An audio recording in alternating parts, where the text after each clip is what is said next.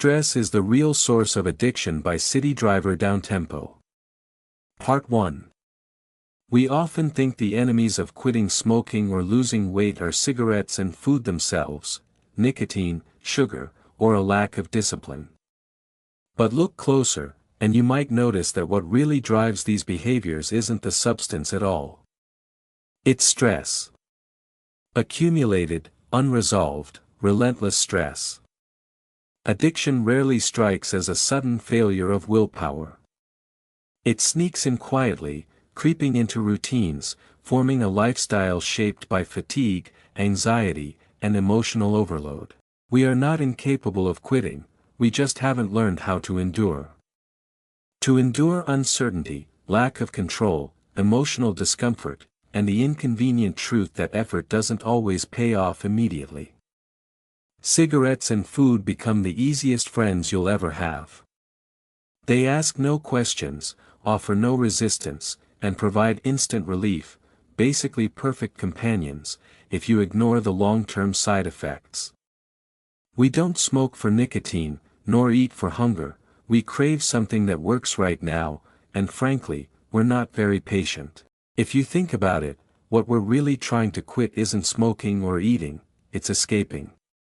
Escaping exhaustion, emotional emptiness, and those quiet moments where we're forced to sit alone with our thoughts. Addiction is not just a habit, it's a survival hack the mind invents to keep functioning while feeling as little as possible. And here's the tricky part, many people relapse after a streak of success. On the surface, it looks like a collapse of willpower, or maybe a sudden, unexplainable memory that chocolate exists. In reality, the stress never really went away, it was just taking a nap. During calmer phases, discipline seems effective. But when life throws more pressure at you, burnout, relationship drama, existential dread, the mind naturally reverts to its favorite shortcut. Relapse isn't failure, it's just your system sending a polite reminder, nothing fundamental has changed, buddy. Most people don't fail because they can't quit an addiction. They fail because they never quit the lifestyle that created the need for the addiction in the first place.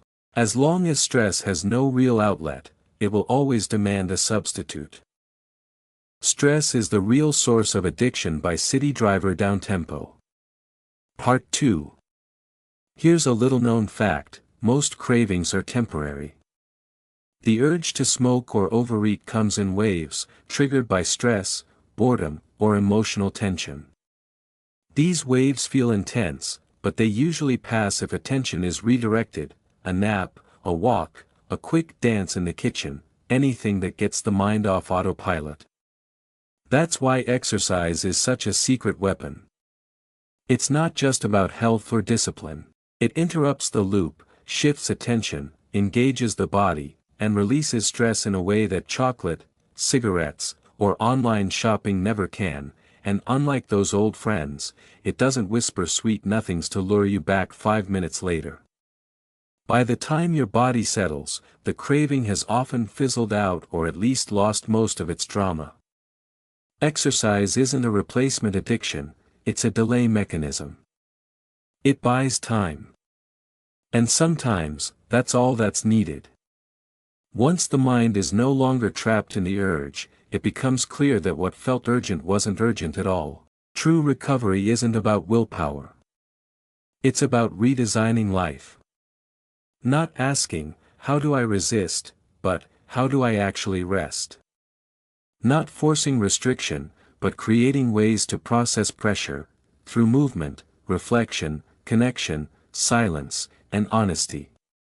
These aren't magic solutions, they're spaces where stress can exist without being anesthetized. Real, lasting change doesn't come from enduring less, it comes from learning to endure more. When you no longer need to escape discomfort, addiction loses its purpose.